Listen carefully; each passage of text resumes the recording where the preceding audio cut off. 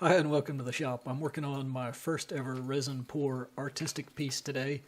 I've used resin quite a bit in the past with composite layups, but I've never used it as a poured media for doing art. So I'm making a piece for my wife's birthday today, and I'm using a chunk of cherry wood.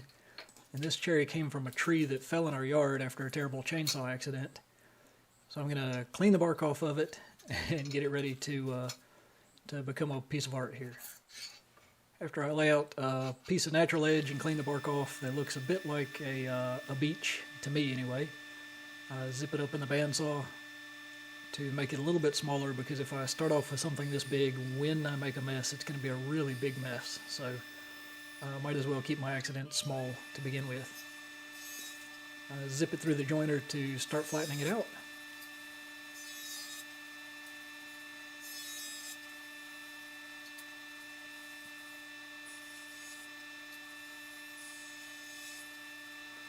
And then I finish flattening it using the drum sander. I don't like to send anything this small through the planer, and this piece has a big old knot in it, and planers like to make a big mess out of knots and chew them up because of the grain switching direction on them. Because it's cherry, I've got to start taking lighter cuts here because the sandpaper is starting to really burn.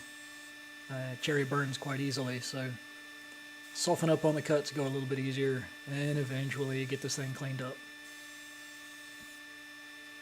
I've got to make a mold to hold the resin as I pour it in.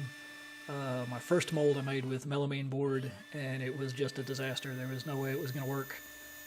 So I chunked it, and I grabbed a piece of HDPE plastic.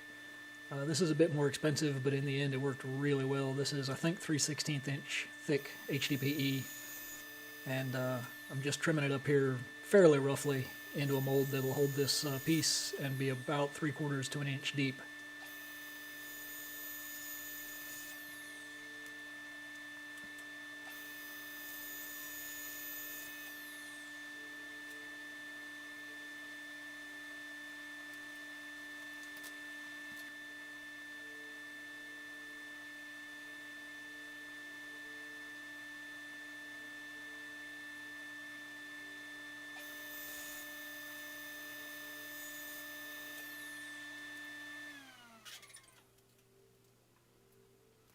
Alright, back at the workbench, I'm going to assemble the mold using hot glue. It seemed to work pretty well, at least for a mold this small. And I'm going to show you a technique here in just a second that I learned from the Shaolin monks.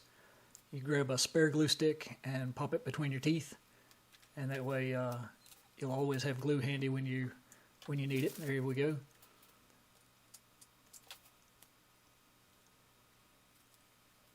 And once all the sides are on the mold, I'm going to fill in the corners here. And I decided to give the first one a fillet with my finger, and that was a bad idea. The Shaolin monks are tougher than I am, and so I just leave the rest of them rounded. And I glue in the piece with a couple of dots of glue here just to hold it down and keep it from floating away once I pour in some resin. Now the original plan was to do this in one pour of resin, one big pour. So I'm measuring to estimate the volume of how much resin I'm going to need. It turns out I'm not going to end up doing it in one pour, in part because of what this volume number comes to after I carry the 1, divide by pi, price of bananas. Anyway, that looks like more epoxy than I want to mix at one time. Here I'm getting the sand ready. This is sand from Fort Caswell, which is a place that's special to my wife. I hope nobody violated any mineral trespass laws when we collected it, / somebody collected it and brought it to us. We totally didn't take it off the beach ourselves. Anyway, I was surprised by how much dirt and debris was in the sand, and I had to clean the sand up. It took quite a while to pick through it, and anything that didn't look like sand got thrown on the floor. Here I'm reading the directions, and for the first time ever I see a resin that says mix only by volume and never by mass.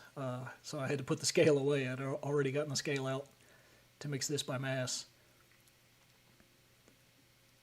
I won't show you all the resin stirring going on here. This is just an example of how you stir resin. Yep, it's stirring. There's a barbecue skewer involved. Anyway, there's probably 45 minutes of stirring in this project, so I'll try to cut as much of that out as I can. The first pour here is just a clear background layer, just to give me something to work against.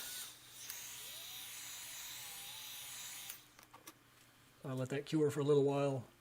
It's still quite gummy. I was really surprised how long this resin sat in a gummy phase, kind of a jelly phase. I don't know if that's the B phase for most resins or what, but I'm more used to resins that kick really fast and really hard, and this was a very forgiving, very slow resin. But it did mean several times I had to wait overnight for the resin to get to where I could use it. Alright, mix a little bit of resin in with the sand to get it to kind of a peanut buttery consistency, because I do love some peanut butter. And then I'm going to plop it onto that gooey jelly background layer of resin. I was kind of disappointed how dark the sand turned once it had been coated with resin, but you know, I'm kind of committed now.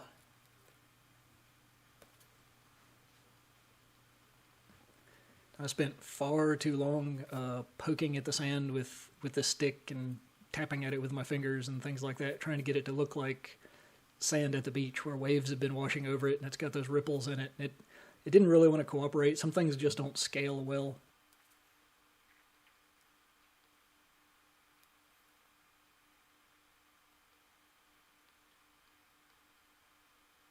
But I did lots of stabbing at it with my fingers and lots of poking at it with the round end of the stick in hopes of putting some ripples in it that would make it look like the sand just under the water at the beach.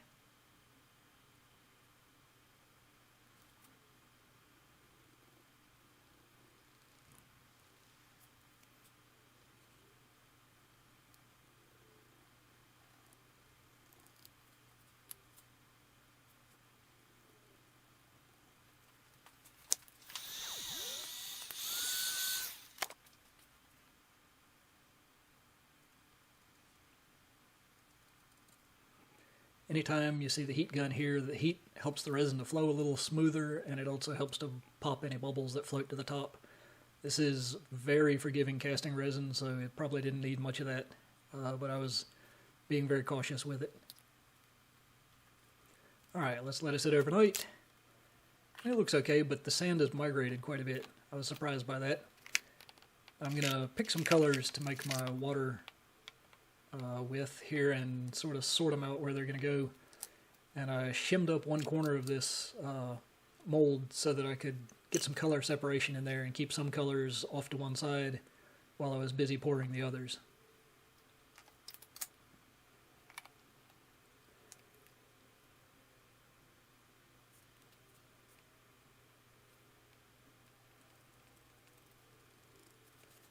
You can see from the clock there, I'm 8-9 minutes into stirring at this point.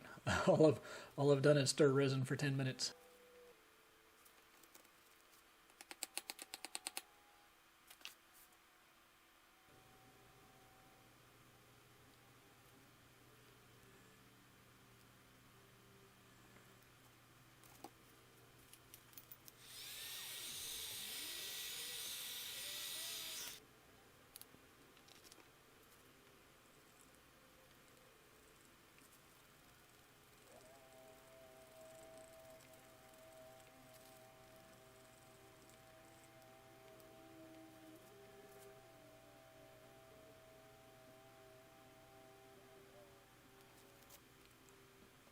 And as I add resin to both sides, I start to let that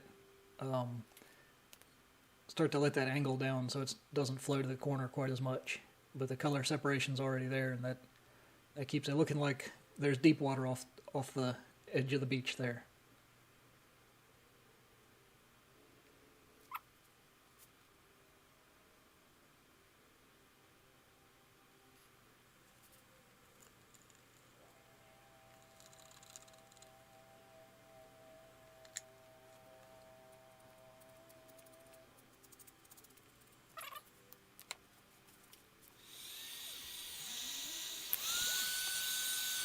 I hit it with the heat gun here to try and get the colors to swirl together a little bit, but I also realized that if I went too far on it that I'd just turn them all into one color and would have lost all that effort that I put in to separate the colors. So that's about it right there. Alright, next day, new pour. Now I'm going to come in with a clear pour, and this clear pour is going to set the two little seashells in place. Those seashells are not of any significance to anybody. They're not special to anybody except perhaps the sea critters that used to live in them, but they were gone when I got them. And I mix up a little bit of white pigment there to make the waves and dump in some clear.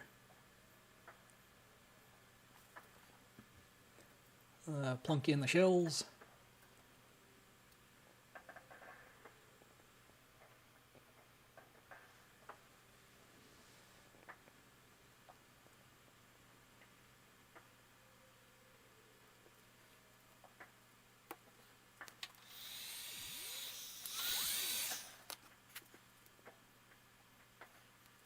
I'm going to pour in this white to make the waves, just kind of make it in one little... So when they said white on the outside of the container, what they meant was silvery glitter. So I wasn't super thrilled with that, but it's in there now. It's not coming back out. I blow it around with a straw a little bit. It's about like a wave. And from here on out, it's just 3 or 4 more thin coats of clear just to build up until the final thickness is reached.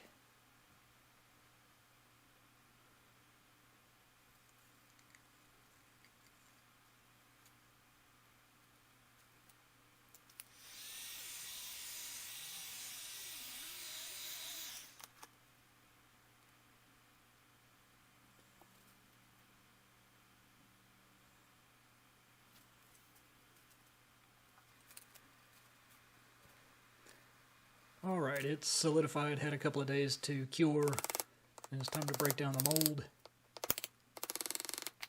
That hot glue comes off fairly easily.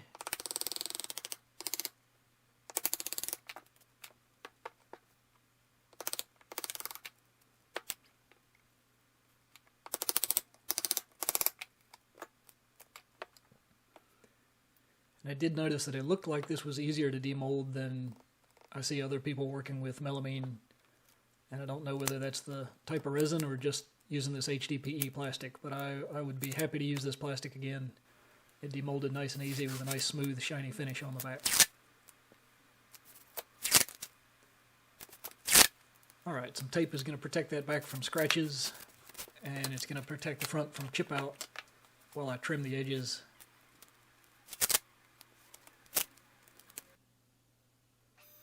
This is cool. Listen to this coming up.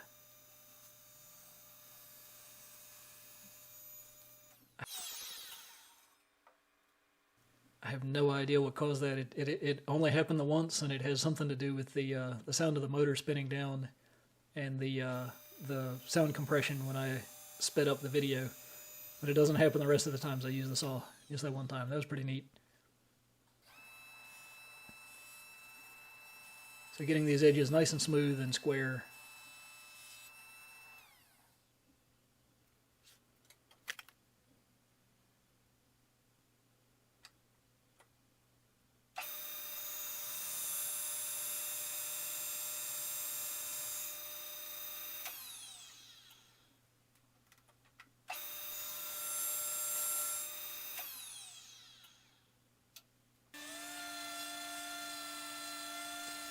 Then I sanded the wood only. I did not sand the front or the back of the resin. I sanded the edges of the resin, but not the front or the back. You've seen sanding before, so I'm not going to show you all that. It looks a lot like this, only for about an hour.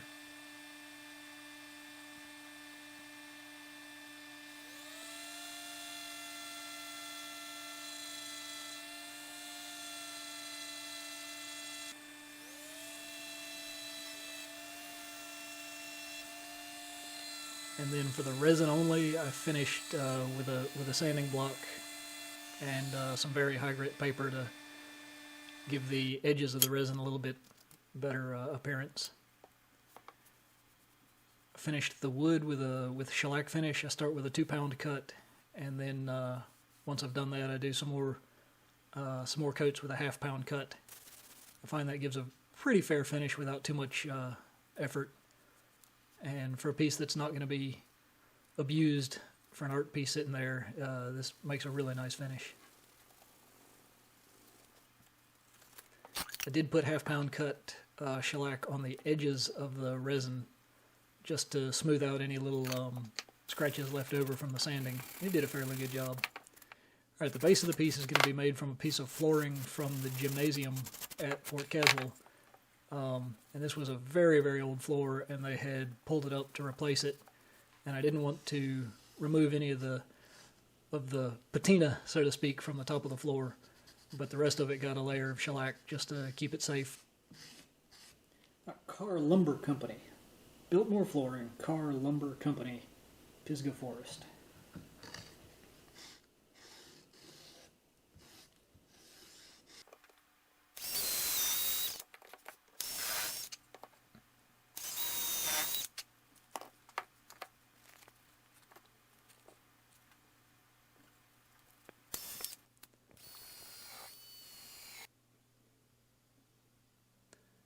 A little bit of information about the materials used, and also a message from my wife that you don't get to see, and I'm fairly pleased with the way it turned out.